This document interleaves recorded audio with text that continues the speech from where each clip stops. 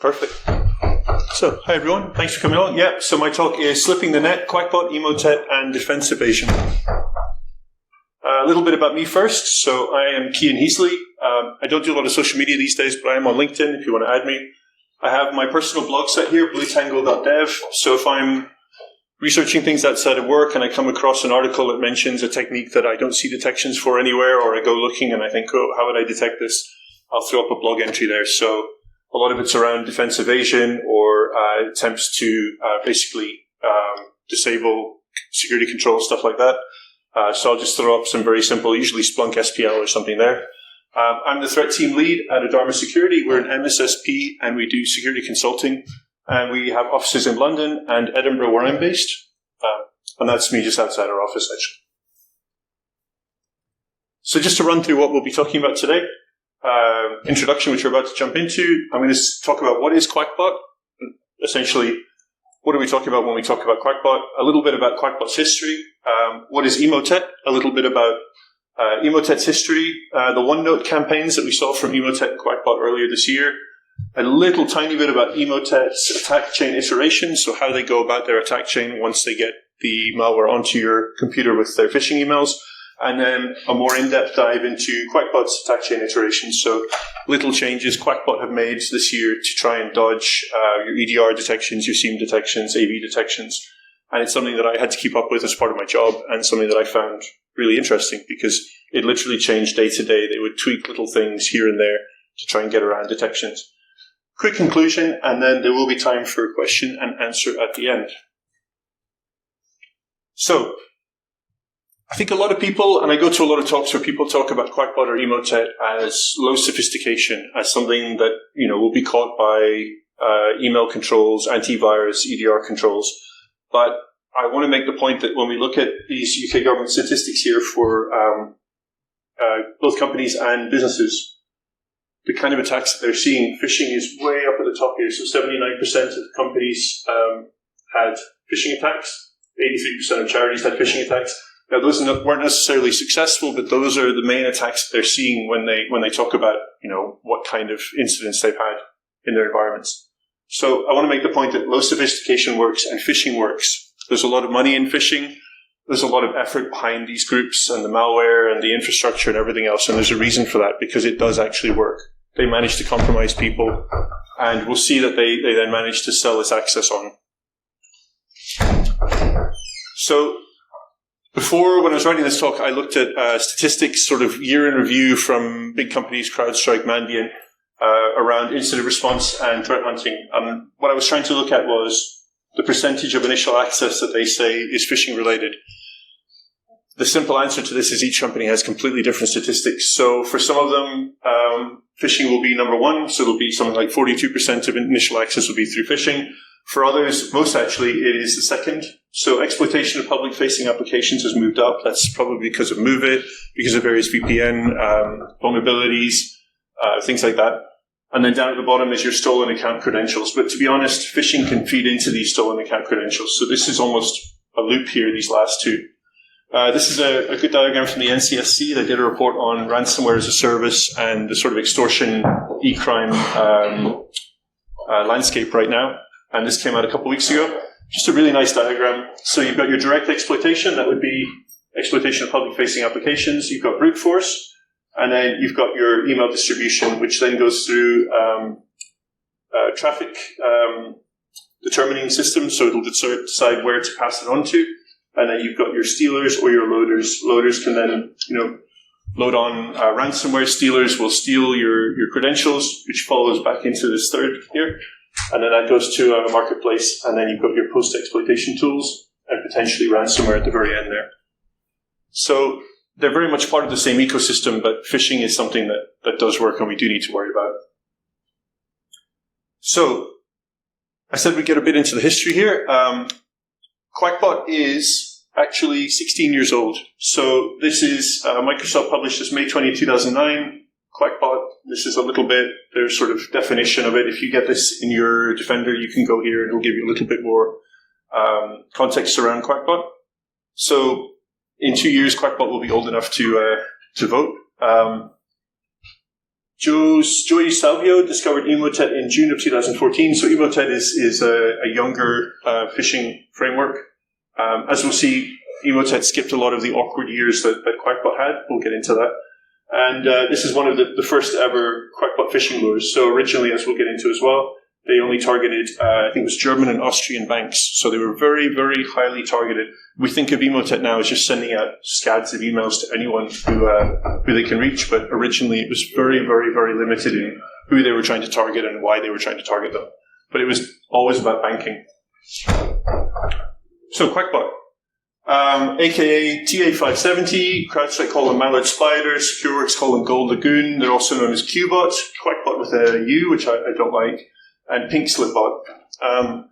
They are now a phishing group, but they're also an initial access group. They were originally a basic banking Trojan and possibly the first banking Trojan. So the first Trojan that was specifically designed to harvest banking credentials and send those back. It was first tested in the wild in 2007, although the campaigns didn't really start until 2009. So there were isolated samples that were found in 2007 of the earliest versions of Qakbot while it was in development. But 2009, as we'll see, was when it properly kicked off. Qakbot are believed to be primarily Russian.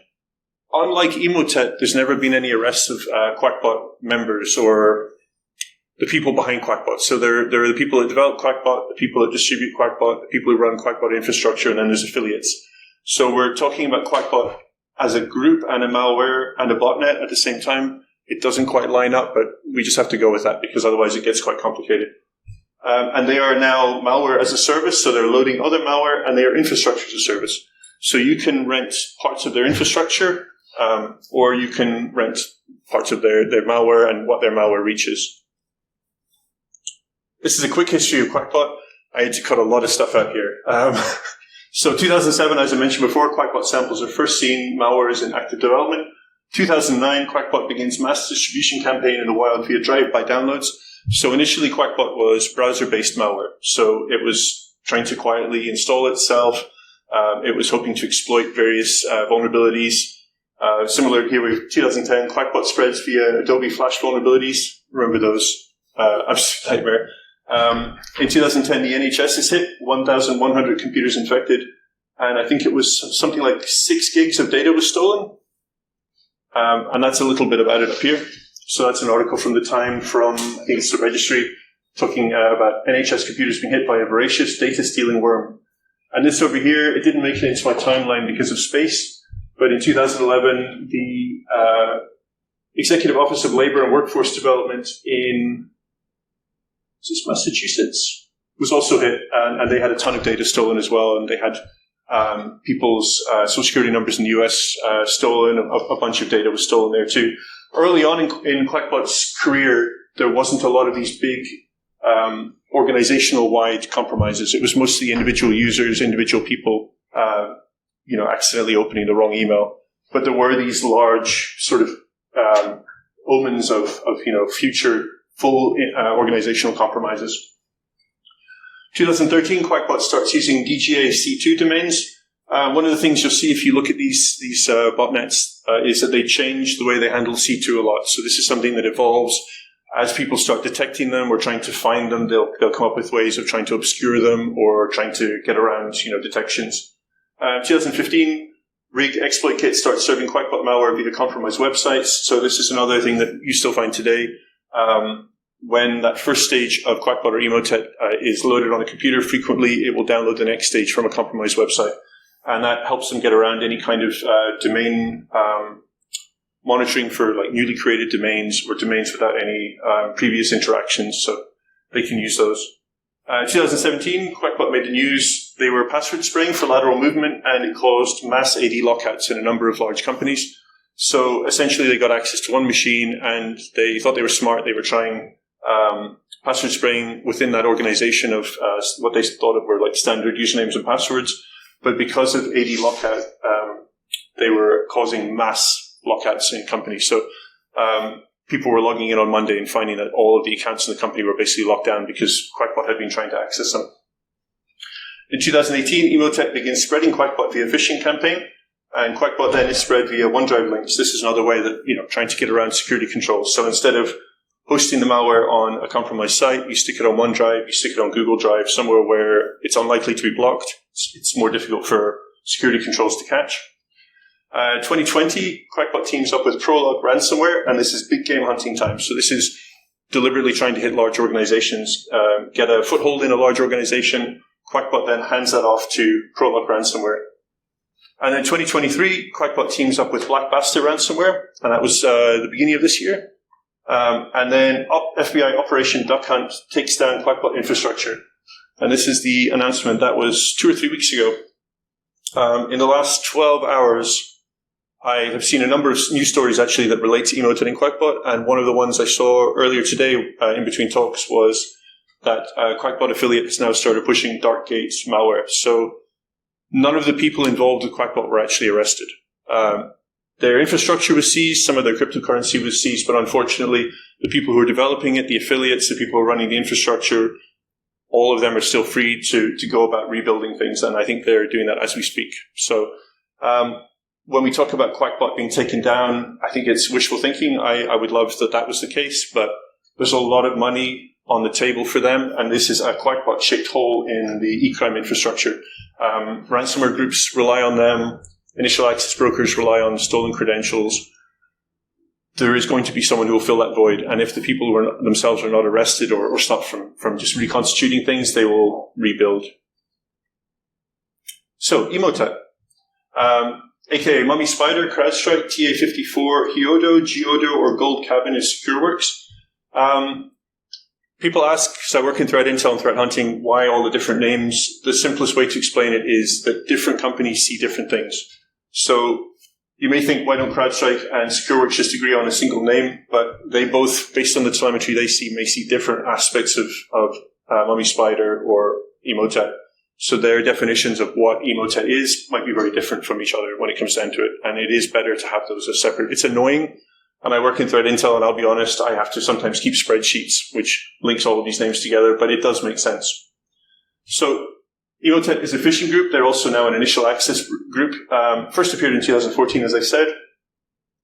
The malware is Emotet. The group name is known as Mealybug, although interchangeably you could call them both Emotet. It's suspected that they're based in eastern Ukraine, and I'll get on to why that's more than suspected. They are now a loader for other malware, and similarly to Qakbot, malware as a service and infrastructure as a service. And I'll get on more to how they handle this infrastructure as a service in a better way than Qakbot does.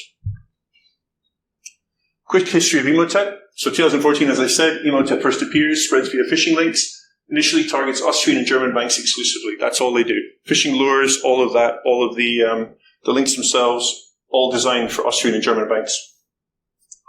2015, they expanded to target Swiss banks as well, and they introduced this modular design so they can add modules to their initial malware. And so they add DDoS and email login theft modules. 2017, Emotet begins downloading and loading additional malware like Dridex. And then Emotet borrows lateral movement brute force technique from WannaCry and NotPetya. 2018, Emotet forms distribution relationship with TrickBot, the info stealer, and Qakbot, as I mentioned in the history of Qakbot. Emotet begins harvesting entire email contents as well as contact details and web browser creds. So they're constantly expanding what they can steal from systems that they infect. And then I'm assuming ways to monetize that stolen data. 2019, Emotet introduces epochs. So I talked about infrastructure as a service. Emotet in 2019 introduced epochs. You may have heard of it before. You may be familiar, may not. Epochs are essentially entirely separate botnets. So they have their own C2 infrastructure. They have their own update cycles. They may have slightly different versions of the Emotet malware. And then they begin using compromised hosts as proxies to obscure C2 infra. And this is something that Qakbot does as well. So you have your C2 infrastructure up here. That's proxied through infected hosts at one layer, and then maybe another layer, and then maybe a third layer. So if you're at that bottom layer and you're trying to figure out where the actual C2 is, you would have to go through those proxies of infected other hosts. And that's a way, once again, for them to prevent people taking down their C2 or blocking their C2. And it's also useful because the infected hosts are frequently in residential areas. They're not something that would normally trigger as suspicious.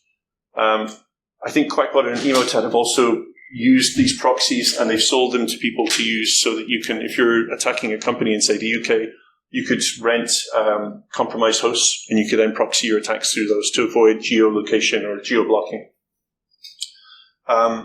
In 2020, Emotet had a bad year. Emo Crash was released, and this is an email to CVE requests saying, we found CVE in Emotet, and the response was, sorry, CVE IDs are not assigned to bugs and malware, but it was a nice try.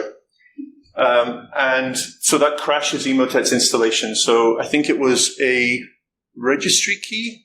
If that was in place, Emotet's installation crashed. Could be wrong about that. And also someone hijacked Emotet C2s and distributed memes instead of payloads. So this would have been a compromised site. You would go there, Emotet would expect to find the next stage for its loader, for its malware, and instead they get hacker memo. So 2020 was a bad year for Emotet. 2021 was a worse year for Emotet. I talked about Eastern Ukraine. This is still images from the Ukrainian cyber police essentially raiding a home where a number of Emotet's operators were living.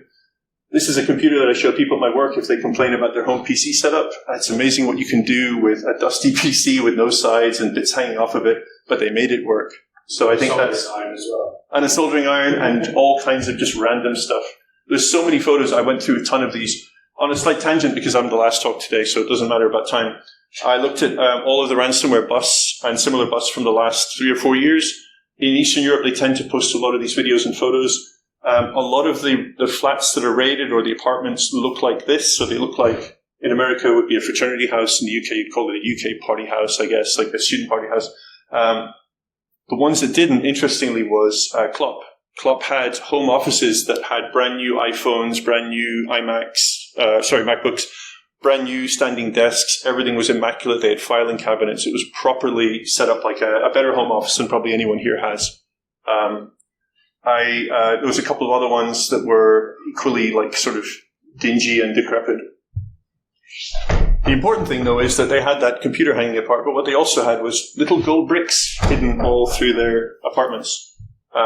So once again, we can laugh at them. We can laugh at their computers and their tradecraft and their setup and their janky way of protecting computers, but they still managed to collect all of these little gold bricks after all of it. The other thing that was amusing me about looking at recent raids was the Russian government, for some reason, raided Revil just before the Ukraine war. I don't know why.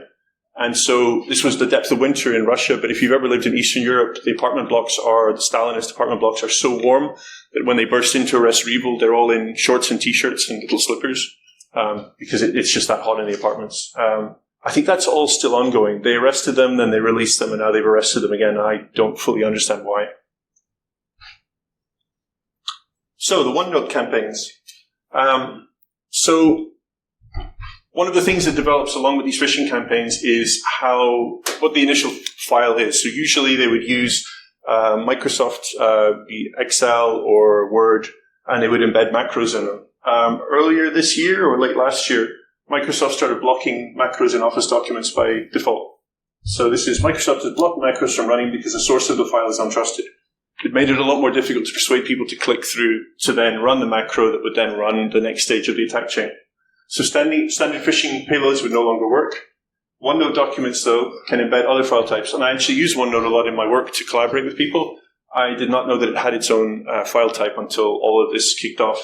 So essentially, you can embed scripts, you can embed other files completely in a .1 file, which is what OneNote uses as its file extension if you save stuff from the cloud version of OneNote. This demonstrates how Qakbot and Emotet evolve, as security does, although Emotet returned initially using old Office docs. So even after Microsoft disabled macros by default, Emotet started, after I think a 3 or 4 month break, they stood up their previous campaign before this block took effect. So they just fired up the same infrastructure before finally realizing it wasn't going to work and copying Qakbot and switching to OneNote. So this is from the beginning of the year. This is your ISO files, which was the previous file attachment of choice. And you can see that going down. And then at the beginning of the year, you can see gradually OneNote files. And I'm sure this slide would keep going if we looked at it. And that's from CrowdStrike, I should point out. So this cuts to kind of the heart of what I'm saying here, which is if you've ever played Mousetrap, you turn the dial here, the mouse gets caught here, everything else in between, well, maybe not in Mousetrap, but in phishing you can change. You can change how you're doing each of these steps, and then the end result is still going to be the same. The next stage of infection, stealing credentials, loading ransomware, whatever it is that they're trying to do. So when Emotet finally woke up and decided to use OneNote instead of their failed macro campaign, this was what they were going for. So your email arrives with a OneNote attachment. Emails are in a reply chain, so they compromise somebody, and they're acting like they're replying to an email that you sent. So you're getting a whatever from somebody that you probably know with a OneNote attachment. The malicious OneNote attachment loads an embedded .wsf file. WScript executes that embedded WSF VBScript file. WSF file retrieves a zip archive. The zip archive contains an inflated DLL. So this is another defense evasion. They inflate DLL files over 500 megabytes because a lot of AV and EDR can't really handle files that size properly. So it's a way to basically stop them being scanned properly. And then the DLL is launched by reg spr32.exe. And so you would see this document is protected. You have to double-click view. In actuality, that view button is loading that WSF file. So they're actually forcing you, or not forcing you, they're conning you into actually running the program yourself. And that's just a little bit of what's behind this whole view thing here is the WSF script. So Qakbot's attack chain iteration is somewhat similar. So this was their initial OneNote campaign back in, I think it was March. So email arrives with a link to a OneNote document or an attachment. The email can be thread hijacking or not. So it might be just a random email, or it might appear to be in a thread again. The OneNote link only permits certain user agents. So they were setting a user agent, and if you went to try to get that second stage without having that user agent, you would get a 404. So once again, it's a way to stop people checking or people investigating. And all of these attempts at defense evasion are a bit clumsy, but taken together and iterating through them, it does have an effect. It does slow down people being able to investigate. I didn't mention it before, but Emotet actually had a way to stop people deliberately infecting virtual machines with Emotet to then monitor traffic. It would detect most virtual machines and then just basically stop working. Or if you altered the Emotet itself, the executable, it had a hash of itself that it would check, and it would just disable everything after that. So they themselves were trying to get around researchers in that way. So the malicious OneNote document loads a .hta file.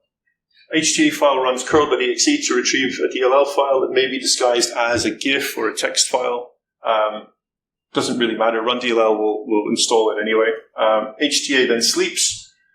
These sleeps are used either as another wet method of defense evasion, so if there's a long enough sleep, maybe an EDR won't pick up the next stage, or also it gives time for that DLL file to be retrieved. It then runs the DLL file with run DLL32. The payload is injected into a legitimate native Windows application, and you've got a full compromise. And from there, creds can be stolen, the next stage, malware can be installed, ransomware, whatever they want to do essentially from there on in. And similarly, again, you've got this .hta file there, and you're going to double-click that to try and enable content in this OneNote.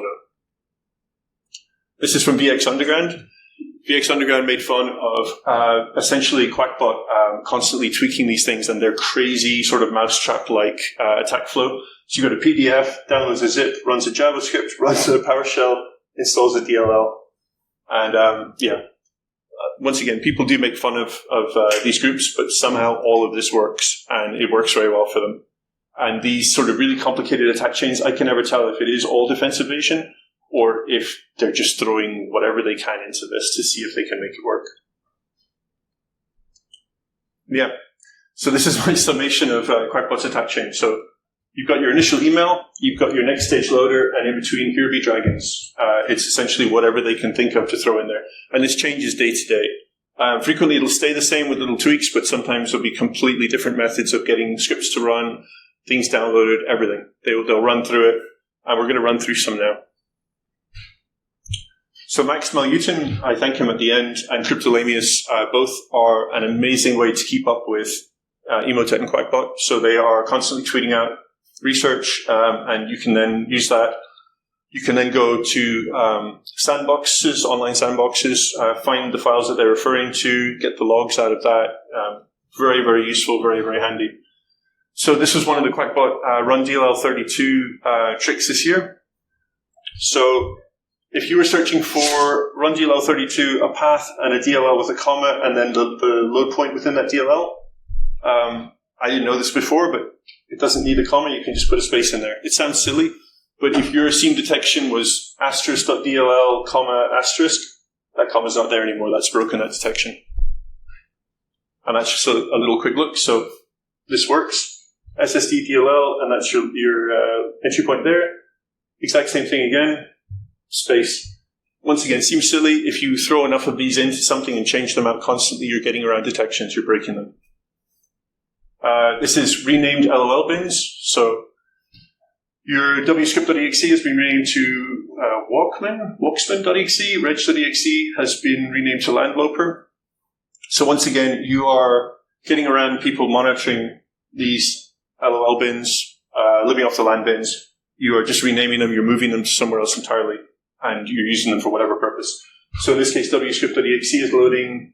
Oh, this is another thing that they do. They name variables within scripts and also the scripts themselves with random dictionary names. Once you've seen that, you'll never forget that, because entrance, PIPL, or all of these are zoopathological, not normal things that you would expect to see on a computer. So they moved that wscript somewhere else. They've used xcopy or whatever into a temp directory, and they're using that. So hopefully, if you were looking for somebody using wscript.exe, for them, you would miss this. Similarly with reg.exe, they are importing, I'm assuming this is like a registry entry here, called zoopathological blizzards. So that's your first defense evasion there, just these renamed executables. Oh, I meant to highlight this. The other thing they're doing is this, and I think I'll get onto it later on another slide. This is padding of their path. So we'll get onto that as well. This is certutil. So certutil has been renamed to quitting.exe. They're decoding what is labeled as an SQL file. The output is a text file, but actually that text file, then they're decoding that text file into output2.txt, and actually that output2.txt is a DLL that they're then loading. So once again, just an odd number of steps to get to this point where they're running their DLL, and that's the next stage of their infection. I mentioned this before, so multiple path escapes. I hadn't seen this before in Windows, so I wanted to test if this actually worked. And so I went into Splunk. Sure enough, not only does it work, but it does show up. So things will work in Windows, but they won't necessarily always appear in the logs. So even if something works within Windows, the way that it's logged may be different. So that you need to check both that it's possible that it can be executed, but also what it then looks like in the log file. So in this case, those multiple path escapes are in there. And especially in Splunk, you have to escape backslashes. So if they put in 4 backslashes, you have to put in 8 backslashes to escape each one. If you were looking for user/administrator and you had that hard-coded in your detection, you would not detect this. It would need to be users *// administrator. So this is just another way of breaking seam detections that can be, a bit brittle if you don't realize that there's a lot of weird command line stuff that you can do. Oh, exclusions. So you think, okay, I've got, in this case, Defender, and I like Defender, so I'm not picking on Defender, but you've got Defender running on the machine. Qakbot manages to get on there, everything will be fine. This is the PowerShell that was being run by Qakbot for a while, so there's a lot going on here. They're getting the value of a registry key, and then at the end they're deleting it, but in the middle, they're creating an exclusion for the entire C drive or whatever drive it is. So they're adding that exclusion to Defender. So Defender will no longer scan that entire drive. And this is a trick that a lot of threat actors have started using in the last couple of years. You just throw that into any PowerShell. There's a couple other ways. I think you can do it with WMI. Just add an exclusion. So Defender is still running, technically speaking. It's just now no longer running on the entire drive that it's installed in. Windows command line redirection. So in this case, they're doing an echo at the front. The and is it'll run the next command if this one was successful. Of course, echo is going to work. They are creating a directory, an and using curl. They're giving it a name in that directory they just created, downloading a file from what's probably a compromised site here that's labeled as an HTML file. They put a ping in here. A ping will then, it's almost like a sleep. It's another way of just hoping that an EDR or something else will time out. It won't actually keep monitoring this string of processes that's getting increasingly convoluted. Then it's going into this directory that it created up here, and then WScript is running that JavaScript that was originally labeled as HTML. So once again, if you look at this, it looks off until you actually dissect it and realize why. But if you see something like this, you immediately say something's going on here, something weird. Windows command line redirection we've kind of touched on already. So this is reading 1.dat, and then it is essentially, and 2.dat, and then it's outputting those into 3.dat, and then you've got your and. So if all of this succeeded, it's then running run DLL32 on that 3.dat. So it's basically, I think, combined two files into one, and that file is a DLL, and then it's loading that. So once again, just another weird, complicated way of doing something that might dodge around detections or might confuse an EDR. So this is Windows command line redirection with double pipes, and this is a bit of audience interaction here. What happens when the above command line is run? Any ideas?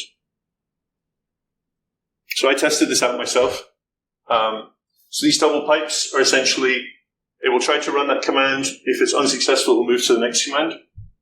So what you wind up with, I'll stand over here. This is the command at the top.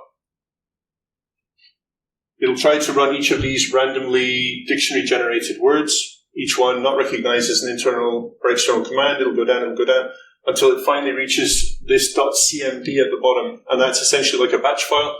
And all that did was basically do OS info. So that was just me testing all of this. And that's it down at the bottom. So once again, it's just a weird way of putting as much padding in there as possible, putting as much sort of rubbish in there to try and blind EDRs or try to confuse detections. I'm fascinated by this. I'm sorry if everyone else isn't. So this is me kind of wrapping up the talk, maybe a little bit early. And this is the conclusion, and this is what I want everyone to take away from this, which is that phishing groups and adversary groups in general will continue to take this approach to defense evasion. They will continue to iterate through little changes they can make. They'll be reading explanations of Windows living off the land commands that maybe we've never even looked at, that people never have looked at. They'll be trying different ways of redirecting text, redirecting commands. This doesn't look great, but this is throwing spaghetti at a wall. It's the best picture I could find, which is really rude. And essentially I'm asking, are your SIEM detections sturdy enough? Is your EDR? And are you revising your detections? So if you were detecting Qakbot's behavior in November of last year with a SIEM detection, have you been keeping up with what they were doing before they were shut down this year? And I think that's the point that I'm trying to make here. And don't always rely on SIEM detections or EDR detections without checking in on them and making sure that what's being seen in the wild is mirrored in what you're trying to detect. Thank you. I also want to give extra thanks to Cryptolamius and Maxmel, as I mentioned earlier, two Twitter accounts that, Cryptolamius is a group of people who study phishing groups and what they're up to. And it's a great way to keep up when there's small changes like that. You can then use that as a way to pivot and do more research. I want to thank my wonderful team at Adharma and the good people at Besides Cambridge for having me come to speak. Does anyone have any questions? Do you see any change or in trends for initial access brokers? Is there has been a particular increase or decrease of in the last 20 years or so? I'm interested because we put all these controls in as blue teams for MFA, number matching, to try and get around the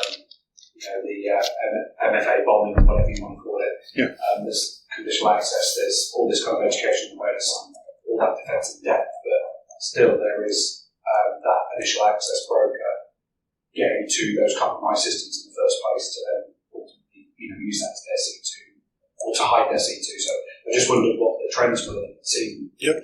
So I think the credential stealers are becoming an industry unto themselves. So you can rent them, you can buy them. There's I'm in Telegram channels of people doing support where they say, sorry, this is broken this week, I'll fix it tomorrow, I'll give you a refund. There's tech support available. And this is even for the fairly cheap ones that are like $50, $100.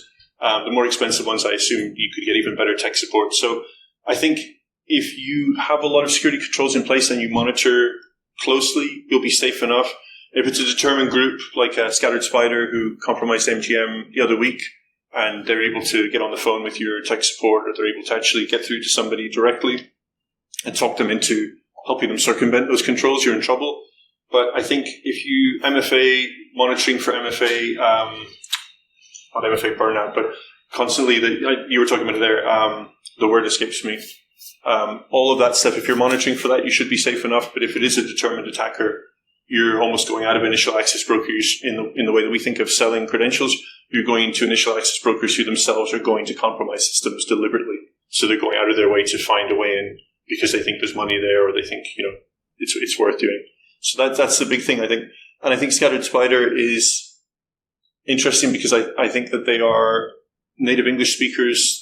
I strongly suspect, and other people do as well, that they're in the UK and the US. And I think this is a sort of synthesis between Eastern European crime groups, like ransomware groups, and people in the UK and America who may have the linguistic skills or the understanding of enterprise environments to be able to call up and con people convincingly without, strange usage of language or relying on AI or anything else. So I think that's something we may see more of. And I think Lapsus kind of kicked that off. Scattered Spider is like a more professionalized version of Lapsus. So, any more questions? Yes. From your experience, what do you think? How long does it take for an EDR vendor to update their detection after a specific new technique appears in the wild? I don't know. So I work more on the SIEM side. So I primarily do threat hunting. I also do some threat intel. So the ways that EDRs work is kind of opaque to me. Like, I understand in a general sense, but I don't know their life cycle for new detections or anything like that. Right? You do work with customers, right? Yeah. But no insight on average. I don't work on the EDR side at all. We have a separate team that works on the EDR side, so I can't really answer. It will depend on the vendor. It will depend, obviously, on the techniques that they're able to track and monitor. But, like Defender, for example, I think is the security intel updates are every, certainly tens times a day. So. Yeah. You also have to differentiate between IOCs, so that's easy. You can feed out your bad IP addresses, your bad email addresses, all that stuff, versus behavioral stuff, which I think maybe takes a bit more time, or you want to be absolutely certain, because if you screw that up, then you're alerting on a lot of stuff that you shouldn't. And we've seen that with, I think, Defender especially. There's been cascading false positives that have happened a few times because it's alerted on a specific behavior that maybe turned out to not be malicious. So I don't know the exact timeframes, but I imagine I would say as quickly as they can. But IOCs are always going to be faster because, you just say that's a bad IP address, send it out for blocking. Any other questions?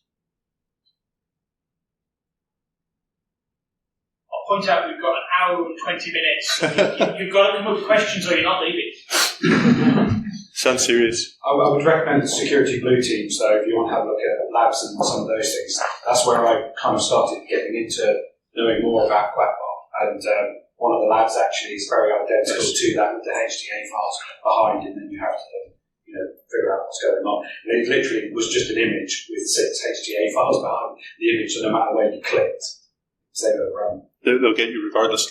I'm actually doing standards 4508 right now for incident response, and I found, I was talking to someone about this earlier, I found it very useful for threat hunting as well, because obviously it's after an incident has been declared, so it's different in that regard, whereas threat hunting is proactive, incident response is reactive, but you're still, what looks bad from an incident response detection or hunting, still bad before it's detected. So certain things shouldn't run from certain folders, certain processes shouldn't be running other processes, all of that. It's actually been very useful to formalize in my head things that I knew didn't look right, or instinctively, but to have that actually spelled out.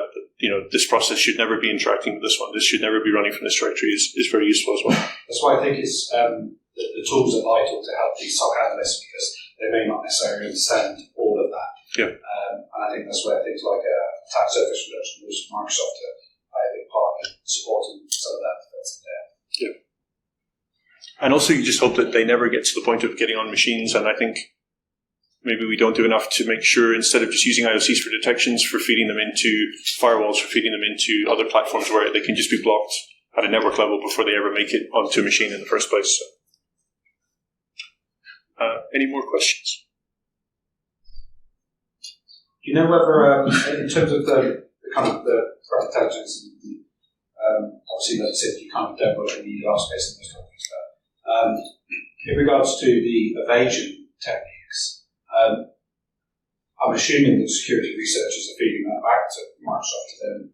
Yeah, I would say so. Work on various kind of other detections. Yeah.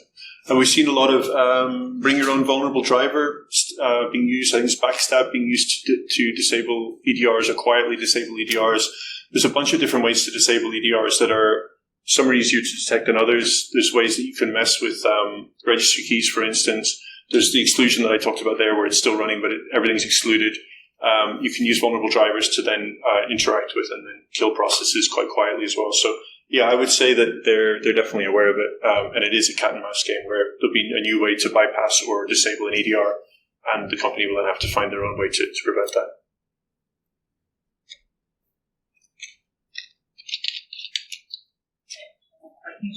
So this is the last talk in here.